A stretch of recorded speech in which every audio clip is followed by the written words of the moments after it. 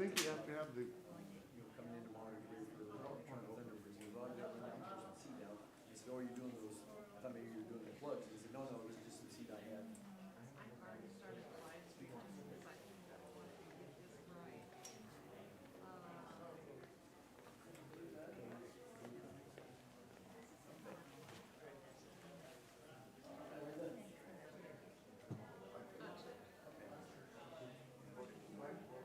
I think it's 6:30 to 7:30 tonight. I don't think we're cool because we have to load all this stuff on Tim and Kim. I assume so. Oh, shoot. Okay. Okay. Yeah, you might double check with me because the Denver's on Saturday evening next week. He's got 4 more 8 nights. Okay. Morning or afternoon? Yeah, I wanted to say.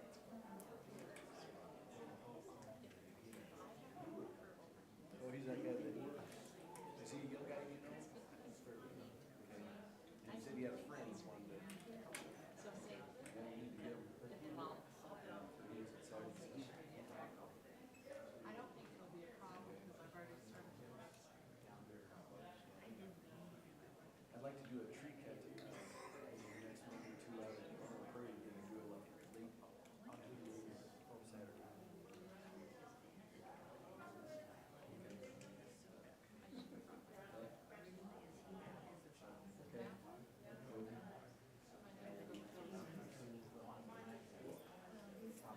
Okay. He just had to mention. You know what I'm doing? Okay. I just want to, If set you want, it you up. can send it back to the office. But I couldn't see that.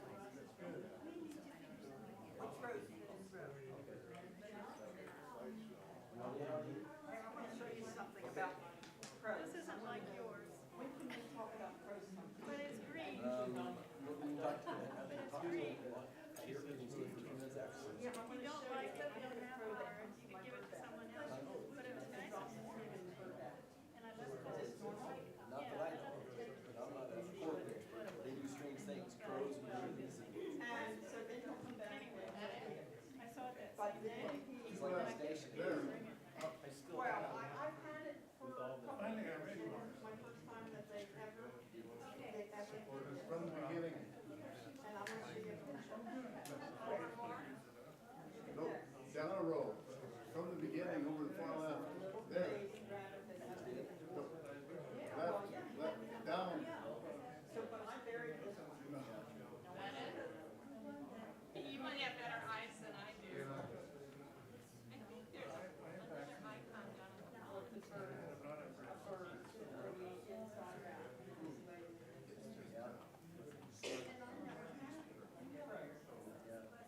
Crows are smart, but they're also kind of mean, so I don't know what's up. I'll have to ask that. Yeah, ask them.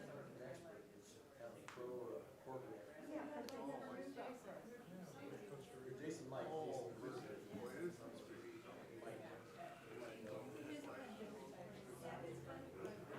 Not yet. We have a person.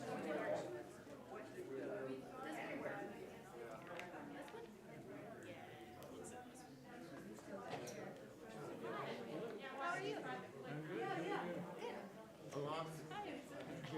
Jerry, I'm Liz. Yeah. And I'm Kat.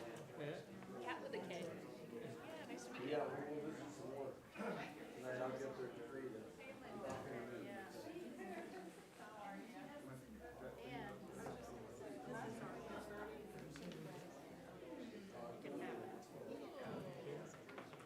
Hi. Who are you with? Oh. Jerry, do you need some oxalates? The shamrock plant? Do you need the shamrock plant in your life? I don't know. You don't know? Whole person to ask. It's a plant that, have you ever seen those plants that have the 3 triangle leaves? They open up in the daytime and they close at night. No. Yeah. Bertha right now has a lot of they grow in, I think they're called forms, but they look like little pine cones, but they grow rhizomiously and they kind of multiply. So she has lots of them to give for people who are. Long time no see.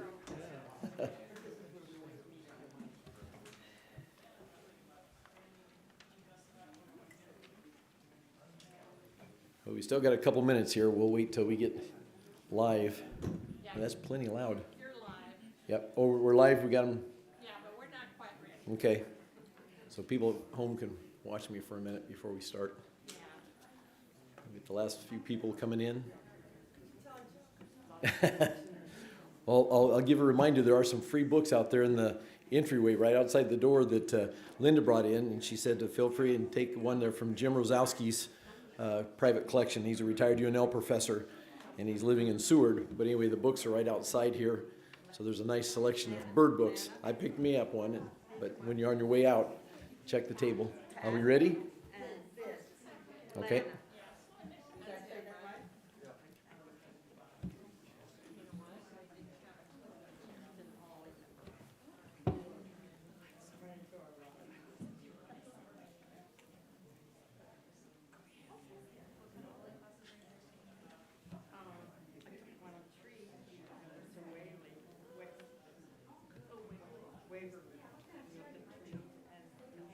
Identifying trees by their bark and also, the shape of it and some of them that have buds on them now.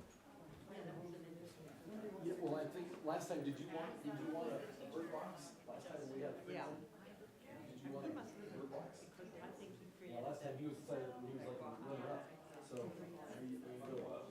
Yeah, remember we had a bird box and someone else grabbed it right before you, but you said you would take one, so. Did you make that one? Yeah. Okay. Good.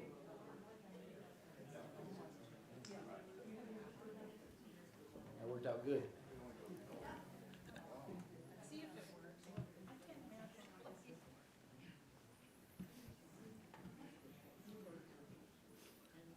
Do you want me to go ahead and start, Linda? Yes. Okay. Good evening, everyone. My name is Mark Broman. I'm the Executive Director of Wachiska Audubon here in Lincoln. We're an independent chapter of National Audubon with a geographical area covering 17 counties in southeast Nebraska. You can follow us on our website and also on Facebook. We have our annual Birdathon and Give to Lincoln Day event coming up in May, so be sure and check. There'll be a letter probably coming in your mailbox if you're a member. And also the May Babbling Brook will have a story. So get ready for the Birdathon and Give to Lincoln Day. That's one of our biggest money-making projects that we undertake each year. And then we just had a very successful Round It Up campaign. During the month of March, Wachiska was the recipient of Open Harvest's Round Up Your Grocery Bill for charity. So we get to go, I think it's tomorrow, we're going to go and get a big check, take a picture with a big check down at Open Harvest. So if you haven't gone to their new store down in the Telegraph District, be sure and go down there and then thank them for being a sponsor. This month is Friends of Wilderness Park. So if you're a Friends of Wilderness Park fan, go down this month and round up your bill. The Spring Seed event was very successful. We over-ordered. We had a mistake in the order, but we did get rid of all of the seeds. So all the bags of seed were sold. So it turned out great. So that's over, and we'll have another one in the fall. So be ready for that and get your orders ready. Also, we have some more of the Vote for with Climate in Mind signs. We've got a couple of them out at the table. If we run out tonight, you can pick one up at the office. They're $10, but they're the bright blue and yellow. So Vote with Climate in Mind signs. They're pretty popular. I've seen them popping up around town again, getting ready for the elections. We've got a couple of events coming up. We'll have a booth at Return of the Thunderbirds. That's this Saturday. It's from 10 a.m. to 3 p.m. at the Indian Center. That's just west of the Bob Devaney Center. So out there by the Bob Devaney Center where they play volleyball, just to the west a couple blocks on that Military Avenue Road. And that'll be again from 10 to 3. There'll be live bird shows with the Raptor Conservation Alliance. They're going to do a couple shows. There'll be native dancers and storytellers, some food sales, kid activities, and stuff for the family. So if you've never been to Return of the Thunderbirds, I think this is the third annual. It celebrates the coming of spring and the thunderstorms and the migration of birds and all those things. So that's an event that we're sponsored this year, and we have been the last couple of years too, working with Spring Creek Prairie and the Indian Center and some other folks. Then we've got a booth coming up at Earth Day on April 20th, and that's at Innovation Park. That's the old State Fairgrounds. So that's the new buildings over there with the greenhouse and all that. So that's Innovation Campus. and that'll be from 10 to 2 on April 20th. And then we've been hosting a couple booths already at the Lower Platte South NRD's Nature Nights in and around Lincoln, some of the small communities around Lincoln. And there's one tonight, so Tim is manning that with a few of our other volunteers tonight. But there's also ones coming up on the 16th, 18th, and 30th. And if you're interested in helping out, they're just an hour long, and they're usually in the gym of elementary schools. Get hold of Tim or I if you'd like to help out on one of those evenings. And then on April 27th at 8 a.m., Tim Houghton will spend a couple hours birding at Pioneer Park, and he'll be meeting at the Visitor Center parking lot. So again, that's April 27th at 8 a.m. At the Visitor parking lot. Let's see. Wanted to mention the Tour of the Wild Side is coming together. We'll have 7 events or 7 sites this year. That's June 22nd. It'll be 10 to 2. So we've got that coming up again. So Tour of the Wild Side, June 22nd. I mentioned earlier there are books to give away out on the table from Jim Rosowski, a retired professor from the university. They're bird books. There's some nice coffee table books out there.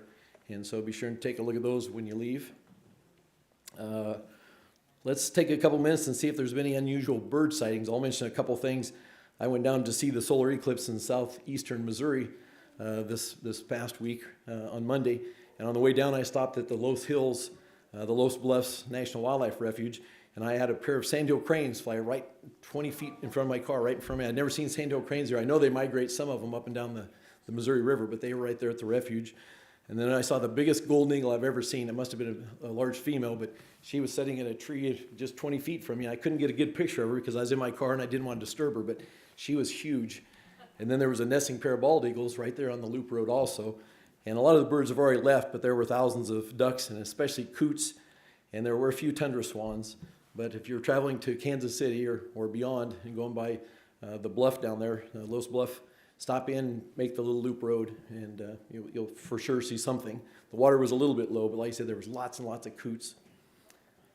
And let's see, so anyone else? Does anyone have any sightings in or around Lincoln? I know mine weren't in Lincoln. They were down at Los Bluffs. Anybody else have anything interesting at their bird feeders? Yes. This wasn't at the bird feeder, but we had mallard ducks on people, and my neighbor's roof. There was 2 drakes and a hen On their house roof. on her house roof. So and- mallard ducks on the house roof. That's a new one to me. Okay, I've heard of killdeer being on roofs before, but never mallard ducks. And they sat there for quite a long time, and when she came home, this was April 1st, okay? Well, maybe it was an April Fool's joke. And so I had her come out, and she actually got to see him.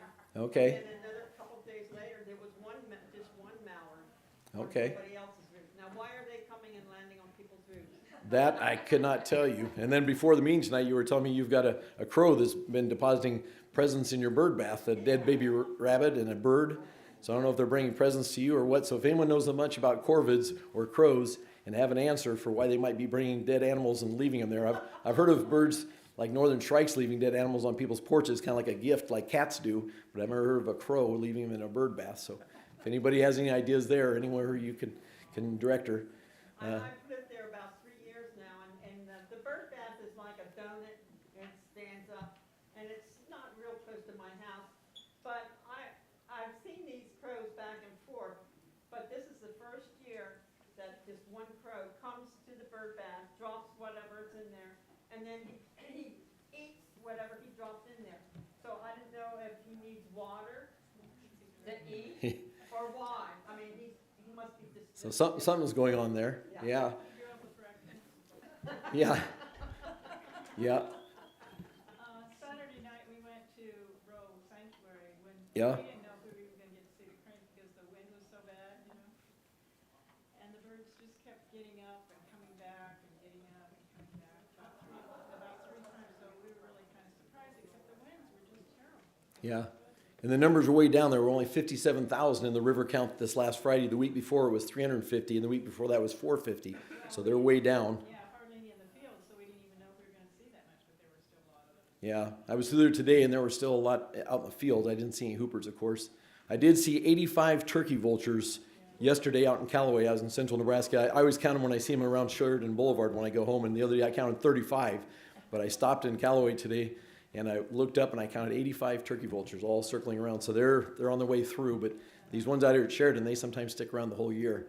So They used to be at Holmes Lake too, probably because of people were fishing out there. Yeah. Any other sightings, anything unusual that you seen? Yep, back here, Ross. Last Saturday evening, there were pelicans getting down out before the storm at Wagon Train. Okay, pelicans at Wagon Train. I saw a dead pelican on the interstate when I went out yesterday, and there was a power line there. They have really poor eyesight. When I took some classes at the field camp out at Lake McConaughey at Cedar Point, we'd go out every morning. We counted pelicans along under the power lines, but they have very poor eyesight, and they're very susceptible to power lines. But I saw this large white bird, and I was hoping it wasn't a hooper. And as I got closer, I saw it was a white pelican on the shoulder. Yes? Saw a big flock of double-crested cormorants Okay. Cormorants, where were they at? by Ashland. Ashland. Okay.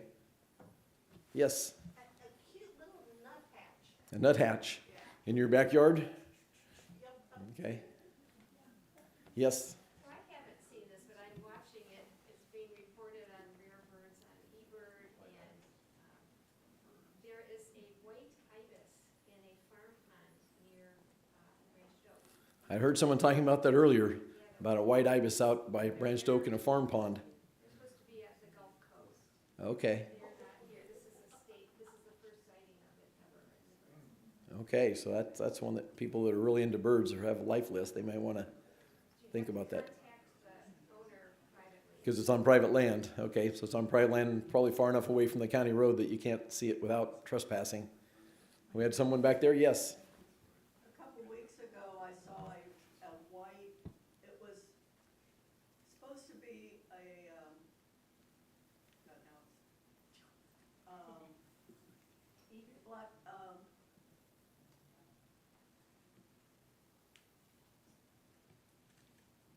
red-winged blackbird, only it's white. Okay. White-winged. Hallucinistic. Apparently does exist. And Okay. There was a robin spotted in Lincoln. I saw a picture a couple weeks ago of a robin that was white. It had the blue eyes, so it wasn't albino, and it also was kind of molted. This is just that instead of the red and the yellow. Yeah. It's white. So, and, The rest of it's black, though? I looked on the Audubon site, and yeah, it's a known thing that Yep. exists, and it's, I suppose those red and yellow feathers pick up the white instead of the black, so. yeah, well, instead of the red and the yellow, it's just Yeah, white. but the rest of it's black. The rest of the bird's Yeah, black. The rest of it looks just like a normal black, Okay. redwood blackbird. Acts like one and everything. Okay, any other birds? Well, with that, I think we'll go ahead and move on tonight. It's a reminder that tonight's presentation, along with all the past ones, are available on YouTube, and you can also go to our website, so be sure and check them out there. But tonight, it's my pleasure to introduce Dr. Tom Gannon. Tom's an associate professor of English and Indigenous Studies at the University of Nebraska. His publications include Skylark Meets Meadowlark, Reimaging the Bird in British, Romantic, and Contemporary Native American Literature. And he has articles in the intersection of birds and human discourse.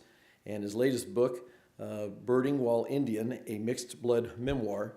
Tom's a member of the Cheyenne River Sioux tribe, and he has a BA and master's degree from the University of South Dakota and a PhD from the University of Iowa. And tonight, Tom is going to be talking about birding while Indian in Nebraska, and he'll take questions after that. So, Tom, the mic's yours.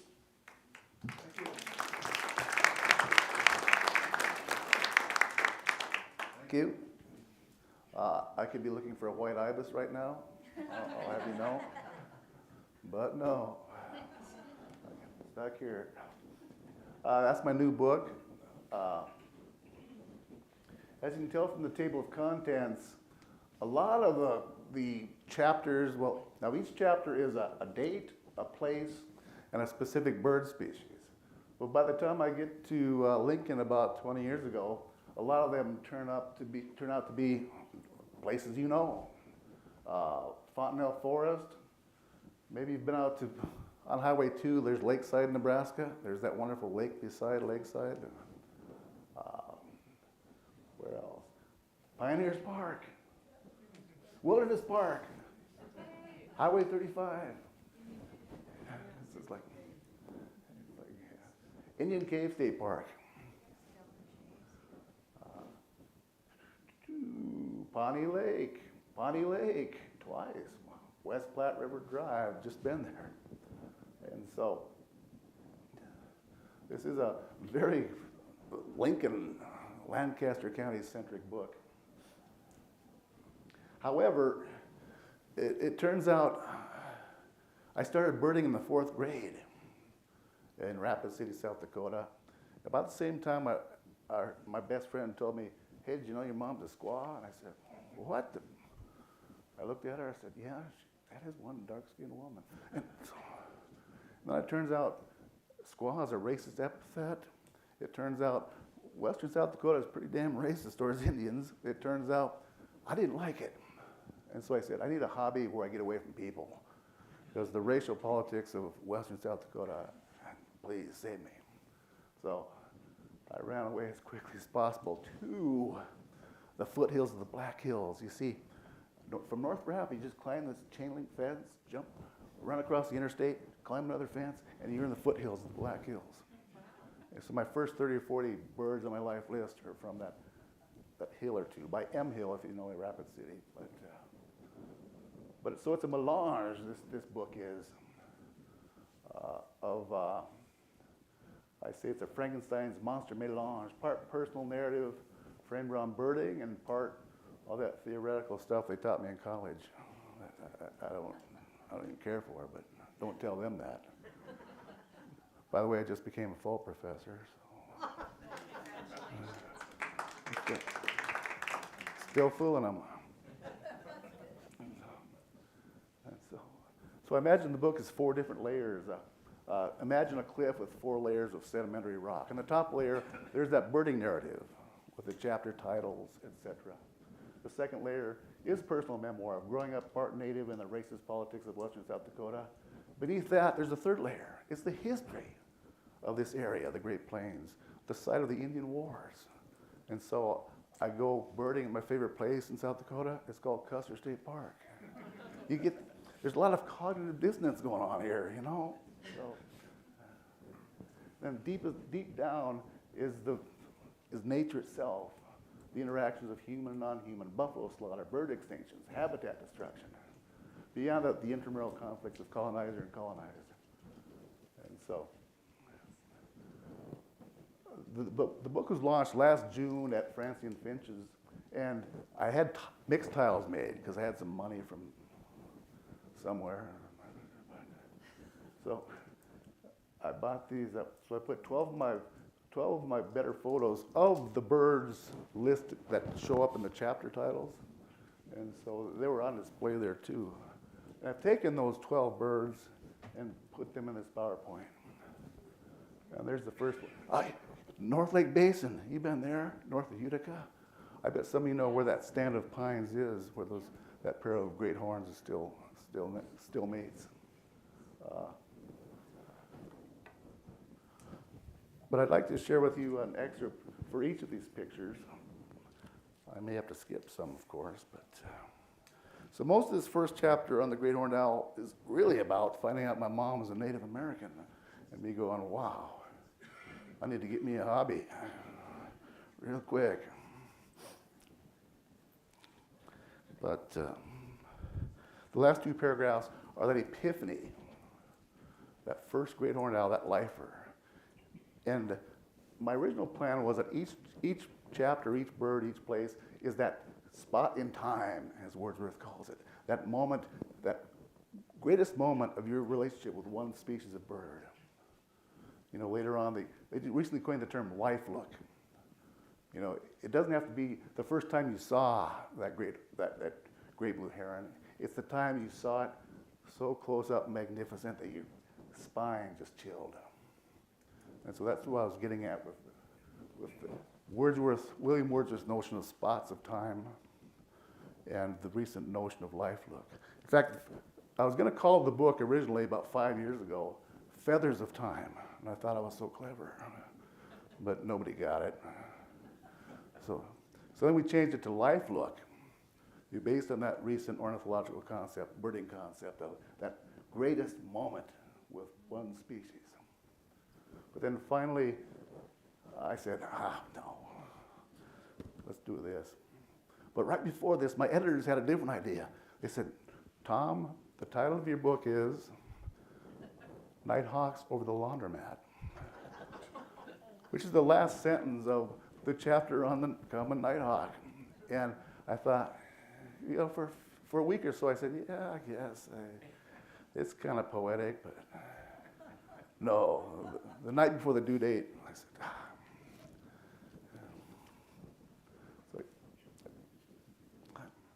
I told my daughter that story, and she says, Daddy, I like Nighthawks over the laundromat.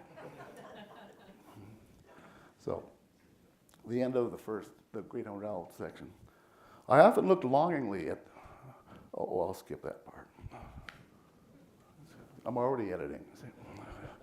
One day I was walking as a child in 4th grade back down the bigger Pine Hill west of Piss Hill, our name for it, because we stop at the top and take a piss. You know, we're young kids, we don't have bladders. You know. Listening to the calls of nuthatches and chickadees and the like, when from behind me a huge form sailed directly over my head, only a few feet above me, a shadow with no sound. And I immediately saw the real bird in front of me, flying away in the same halo of silence. Very obviously a huge great horned owl, my first one. Maybe I even felt a shiver at this point in the presence of silent deity. Later I dreamed about this bird in flight over and over again. Almost a decade later, in my late teens, I had an eerie dream in which Rapid City's Main Street was deserted, empty of humans and cars. And one huge great horned owl was flying forever, winging down the street, wings spread almost as wide as the street, silently.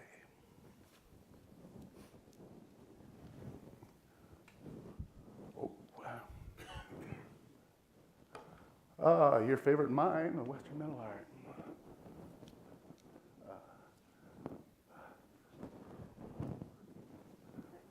I also have a recording, one of my best recording of a Western Metal Arc right there.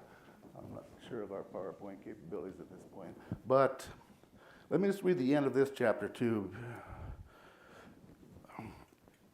To signal the end of a short in-class exam one day, I mean, this is how detached our young people are from the birds.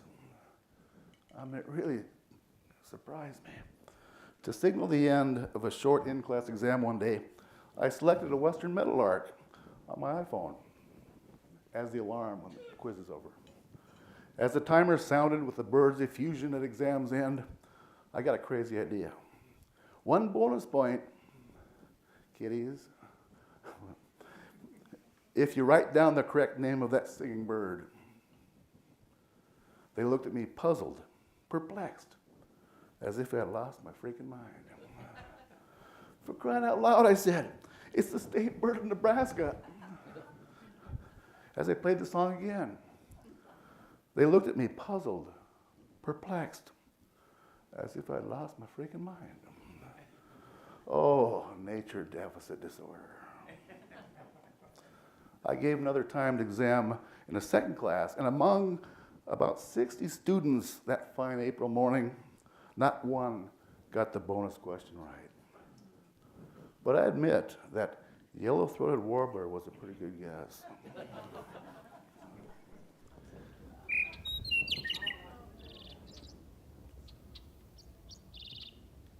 Dick Sissel in the background.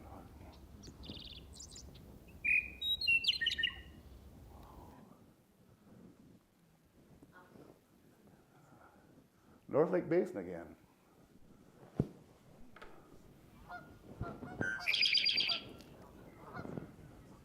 That's the first time you've ever heard that sound, I bet.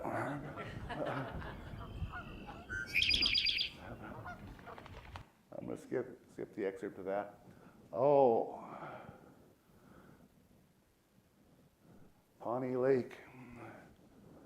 That was, I think it was just last fall, I think.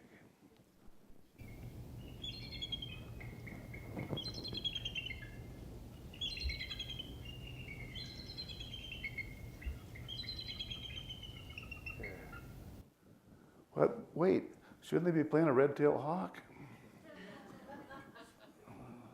Get it? It was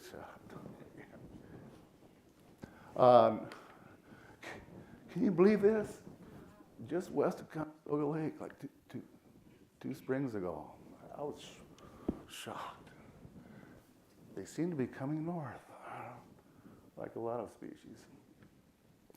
But the first time I saw mockingbirds, we took a trip down to see my brother who lives just north of San Antonio in Texas, a place called Canyon Lake. And the first morning, Ardmore, Oklahoma, I woke up and said, "What the hell is that?"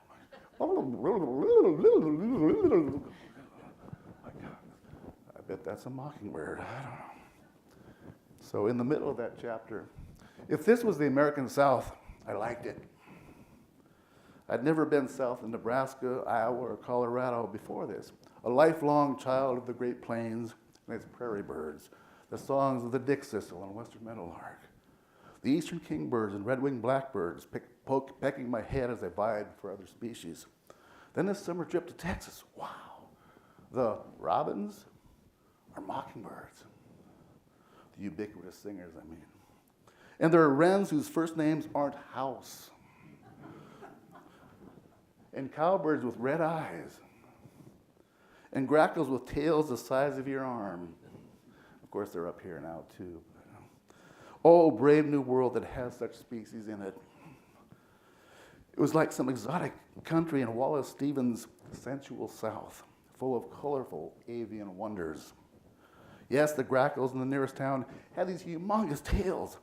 Great-tailed grackle is their apt name, who looked and even sounded mutant, as if the common grackles around Los Alamos had spent a few generations evolving. I would also see my first greater roadrunner in an alley just a mile or so north of my brother's house in Canyon Lake. Later, my brother tells me on the phone, he had something of a pet roadrunner who followed him around outside the library in the nearby town of San Marcos. I don't know if this is true or not. It is Texas, after all.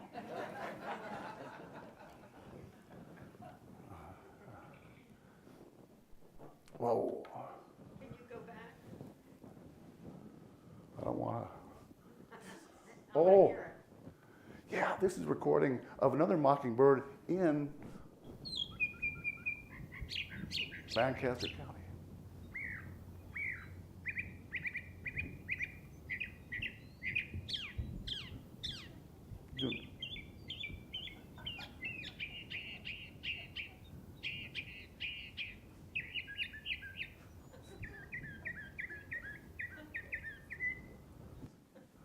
We're not in Kansas anymore. Yeah, it was doing killdeers, blue jays, and it identified 2 or 3 other species in there at one point in time. Then I gave up.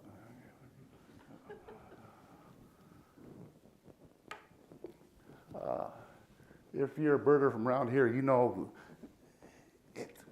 one of the best overnight birding outings is west central Kansas, Quivira National Wildlife Refuge, and right about north of that, Cheyenne Bottoms. If you're looking for herons, shorbies, I mean, got one spring, late spring, I counted like 200 great blue herons, over 100 great egrets, 20 or 30 snowy egrets, lots of night herons. My God, I was in heaven. Then I got bed bugs from the motel.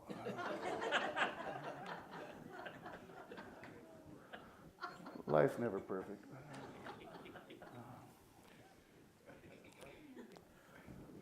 But I think the first snowy egret I saw was in Coonsey Lake. It's in southwest of Denver, a little suburb there.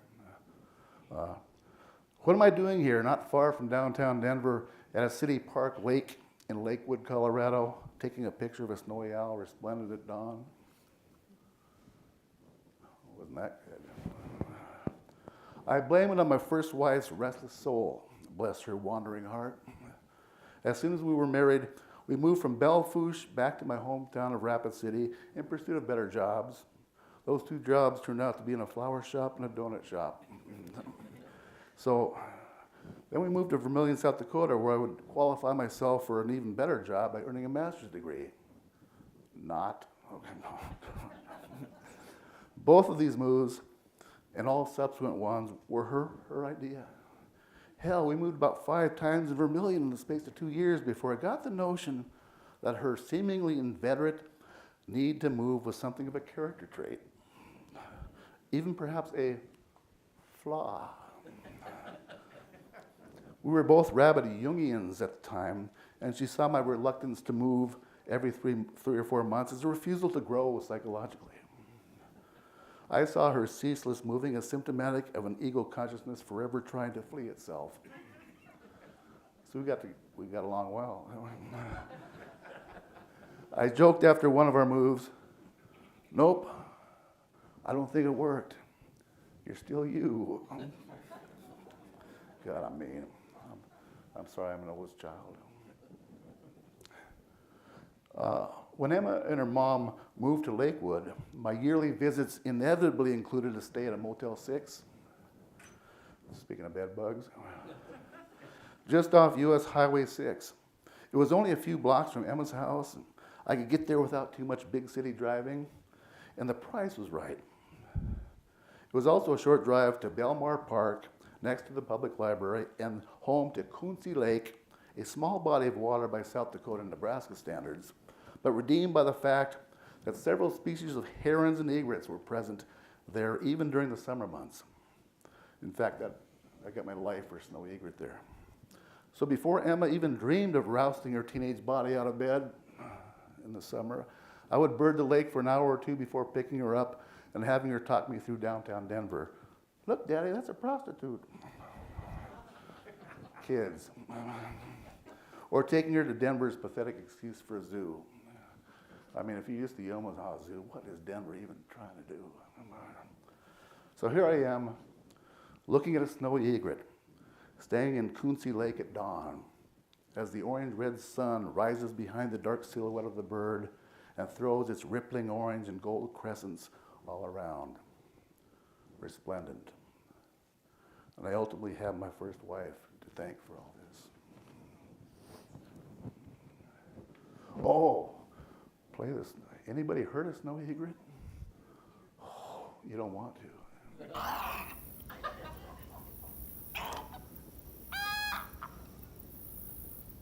That's this bird, actually.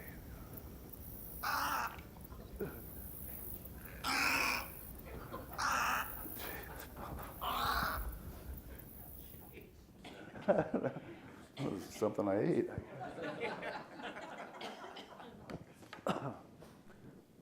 One of my favorite Shorbies, and yours, I'm sure, black-necked stilt.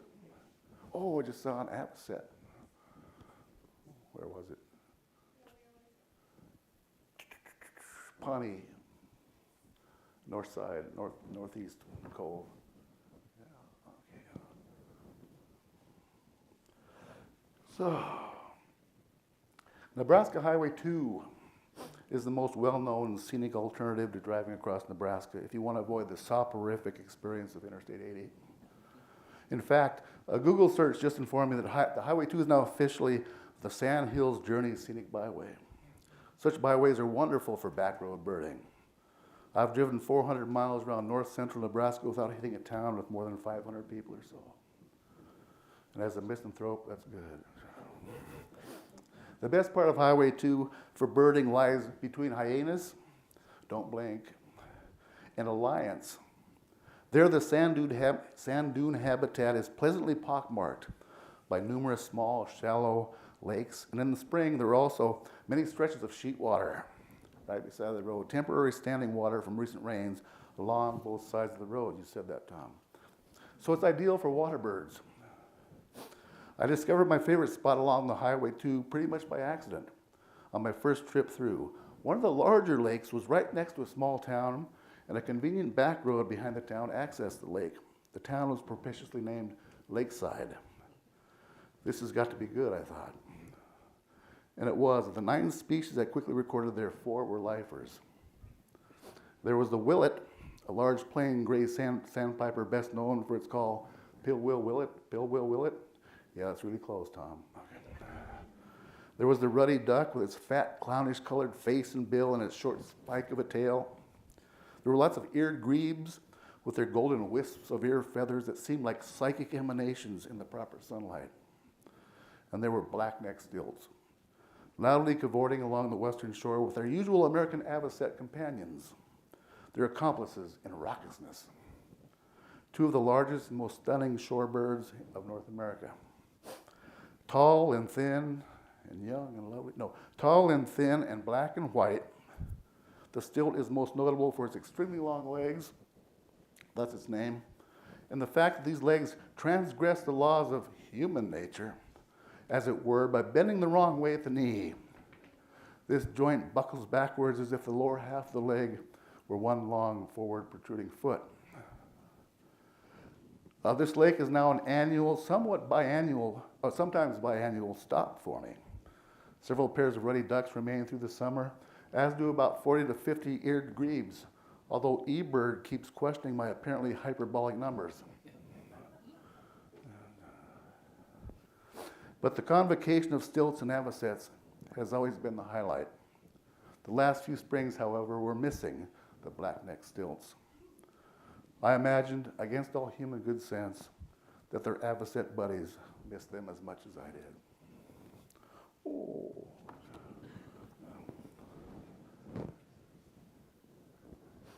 Don't you think that was an avocet? Can we go back? Let's listen to it too. I think it is an avocet. The photo? Well, the avocet's more of a creep, creep, creep, creep, creep.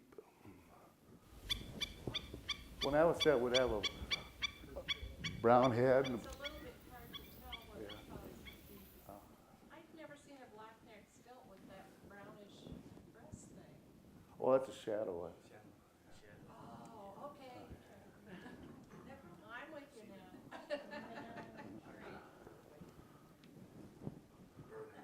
Now I'm getting paranoid.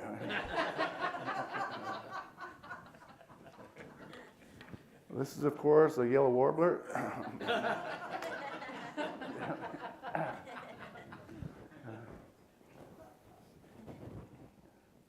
When I first saw my life for marble godwit up at Audubon National Wildlife Refuge, just south of Canada in Montana. Oh, great place. You just drive around the lake, and there are like 50 yellow-headed blackbirds looking in your car window all the way along, and just squawking at you like mutant frogs. It's great.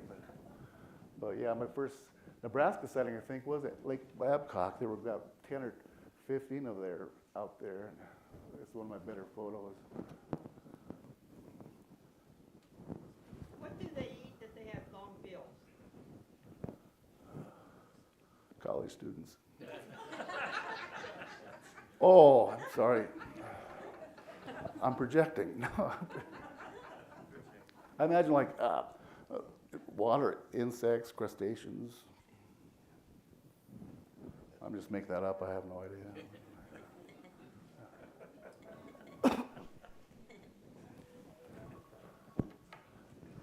Just south of the South Dakota border on the way to Shadron on 385. I saw this pretty number. No recording, of course. Late December 2011 was especially memorable in this regard. My various trips, my eternal trips, every Christmas, every winter break, from Lincoln to my folks' place in Rapid City. And so I took 385, every year. 385 to Highway 2. I kept a list that year of raptors seen on my drive to Rapid and back. Not only are many raptor species more numerous in the winter months on the plains, they're also more visible given the bare trees and the birds' greater urgency for meal. On this trip, I recorded 27 red-tailed hawks, 20 bald eagles, 7 American kestrels, 5 northern harriers, 5 rough-legged hawks, probably more, 1 prairie falcon, 1 ferruginous hawk. I saw a good majority of them along 385, taking my leisurely time. Every few miles was a raptor in a bare tree or on a fence post or on a power line pole saying, "Count me, Tommy, count me. Just make sure you know I'm a rough-legged, not a red-tail." The Ferrugi, that's my own nickname for this particular bird, which I pronounce Ferrugi, but you knew that, was the coolest, rarest sighting of all. The largest North American hawk. The ferruginous hawk is a bird of the real out west, the mountain region. And its eastern limits include western Nebraska. I'm lucky to see one a year. Lately it's been less. This year I was just a few miles south of the South Dakota border when a huge, magnificent Ferrugi on a power line pole came into view. Slow down some more. Hell, I just pulled right off the road onto the emergency apron. Took photo after photo of a hawk with a distinctive rust-stained undercarriage, as you can see there. Seemingly too large to move, or too superior to the ways of humankind to even have to. Perhaps because I've looked at my photos over and over again since that cold but sunny morning, it remains a veritable spot of time in my avian life. All subsequent sightings of this species automatically evoke in my mind's eye that bird's big auburn eye looking back into my eyes as it finally flew away. And 385 is in Nebraska, up by the South Dakota border? Yeah, it goes from, it might have a different name in Nebraska, it's 385 in South Dakota. It goes from Shadron down to straight down. Instead of taking a left on Highway 2, you just keep going down. It's the long, hard way to Denver. When are they going to build a highway? Gee. Snowy owl. And that's my lifer. Gavin's Point Dam, just west of Yankton, South Dakota. This is north of the Missouri River. And I didn't find out till after this that I was still in Nebraska.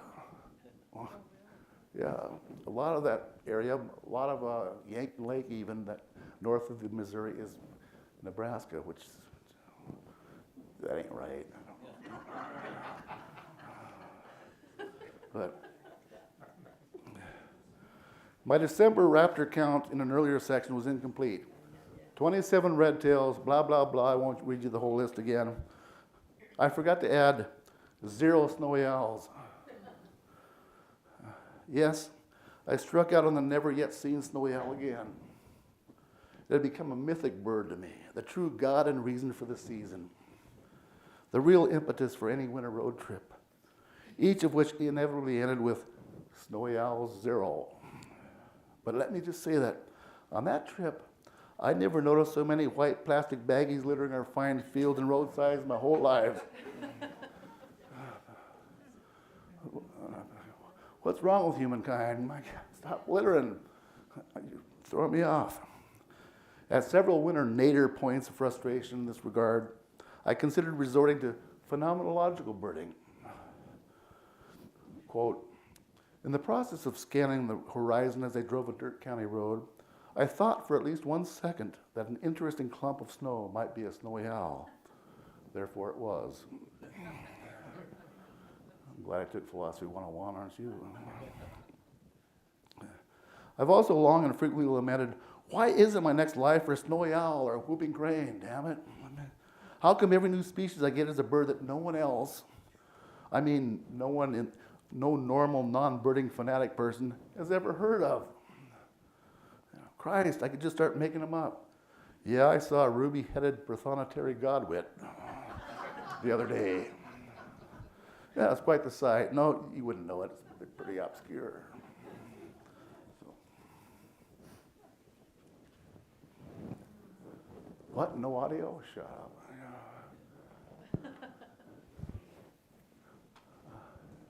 Pioneers Park. That's a bald eagle, isn't it? First year with the light eyes. Jesus. On my May 2011 visit to the Little Bighorn battlefield, I came upon a red-tailed hawk.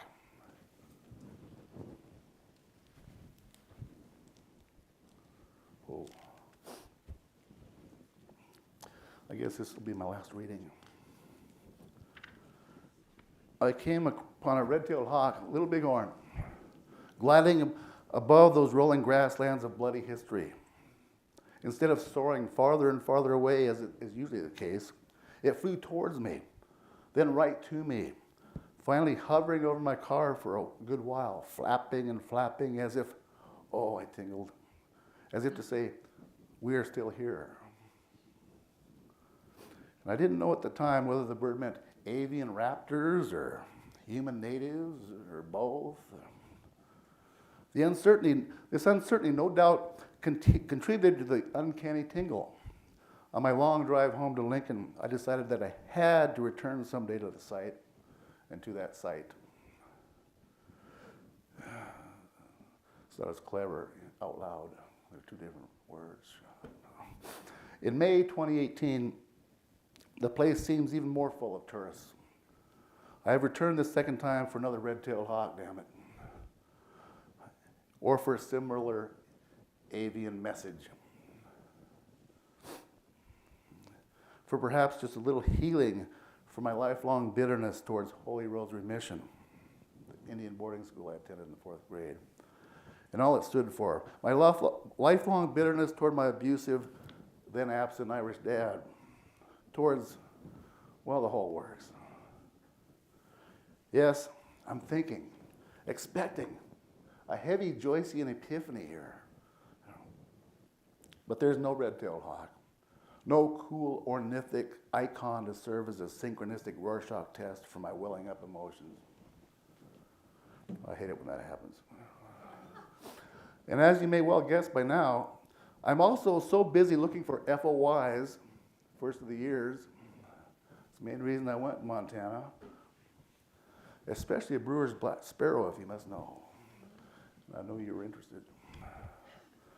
That I may not have been, well, you know, one might say entirely in the proper spirit, in Wordsworth's blessed mood of quietude.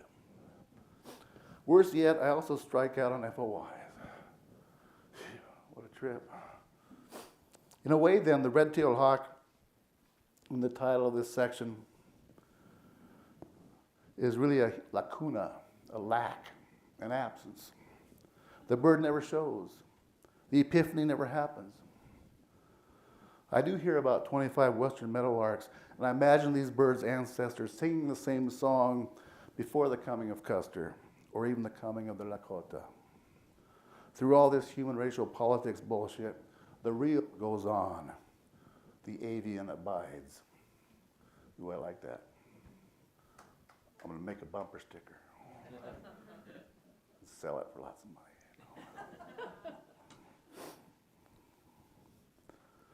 On my drive out of the memorial, I see a bunch of tourists sitting outside on fold-up chairs, listening to a park employee talk about the history of the site. I see that he's native, and I smile a little inside. A lark sparrow forages in the grass nearby, unperturbed. 3 cedar waxwings whistle their sibilance from the pines right next to the chairs. That's the way all narratives should end. Thank you.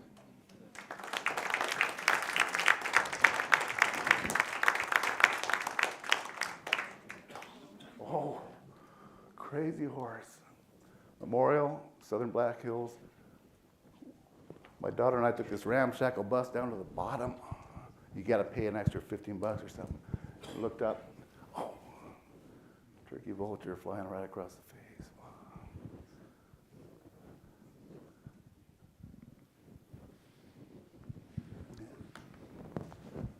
Thank you very much. Any questions? If anyone has questions, we'll try to get them on the microphone so people that won't hear. So, questions over here? There we go. We'll just start with the easy technical question. You had, the primitive binoculars from the discount store in Peterson's Guide or something of that sort? I had a pair of 7.530. Every Christmas I get one little cheap little birding thing. One year it was that huge Birds of America by Pearson, 1919, that big coffee table book and all the names were wrong, because, but that was a waste of money. That was a waste of a Christmas present. But then in 4th grade I got my 7x35 pair of Kmart binoculars. I don't think they were ever in focus. I think they were like 1995, and on the day that was a lot of money, but no, they were a piece of crap. But my first bird guide for many years was Birds of North America, The Golden Guide by Zim, with the Singer paintings, yeah. So yeah, I part never two- did learn how to read sonograms, though. They thought Yeah. everybody was gonna be able to, right? Yeah, that was my part two question. You had this equipment, guide and binoculars, and they attempted to write, describe the songs. How did you actually learn songs on your own? Well, I didn't. I just thought I did. No. No, actually, the public library had these antique 33 1/3 LPs with some bird songs on them. But I mean, some of it is actually, birders do learn experientially sometimes. I mean, you see a meadowlark on a fence and hear it going often enough, you make the connection eventually. But yeah. Warbler chips, no way in hell.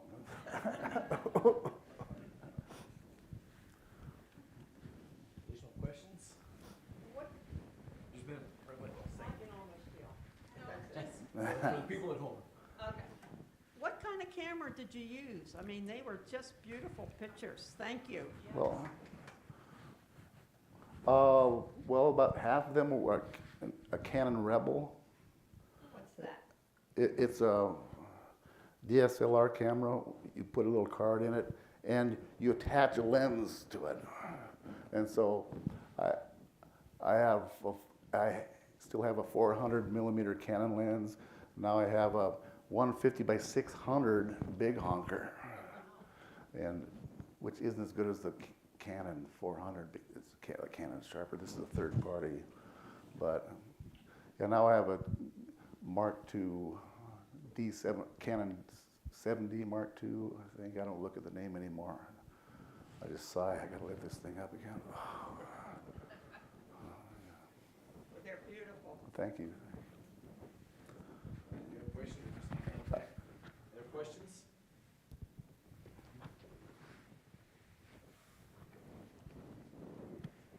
Well, I'm sure you'll stay around for a few minutes afterwards. We've got some snacks out there, so be sure to stay around for some treats afterwards. And thank you very much again for coming tonight.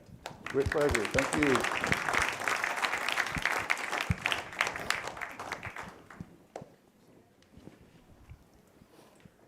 Cookies and donuts, bars out there, so a little bit of everything. So come out and enjoy.